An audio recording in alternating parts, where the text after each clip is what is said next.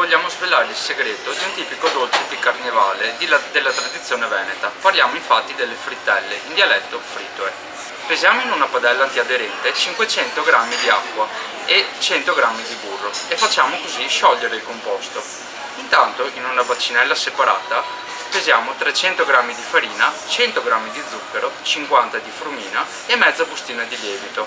Se vogliamo possiamo grattugiare insieme la buccia di mezzo limone. Uniamo a questo punto il composto tutto insieme, mescolando cuociamo la pollentina così ottenuta per più o meno 5 minuti. A questo punto togliamo dal fuoco il composto e mescolando sempre con uno sbattitore o meglio in planetaria aggiungiamo 8 uova, una alla volta, fino ad ottenere un composto omogeneo.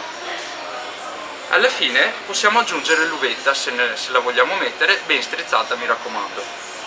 Adesso scaldiamo una pentola contenente 3 litri di olio di semi di arachide oppure olio di semi di mais o strutto a nostro piacere a una temperatura di 180 gradi. E con 2 cucchiai prendiamo il nostro composto e porzioniamo la quantità ideale per la grandezza della frittella che vogliamo ottenere. Il gioco è fatto. Dopo aver ottenuto la giusta doratura, si lasciano riposare le frittelle in uno strato di carta assorbente finché non si raffreddano. Ora si possono farcire con crema pasticcera oppure crema zabaione, oppure anche lasciare vuote. Immancabile alla fine la spolverata di zucchero a velo.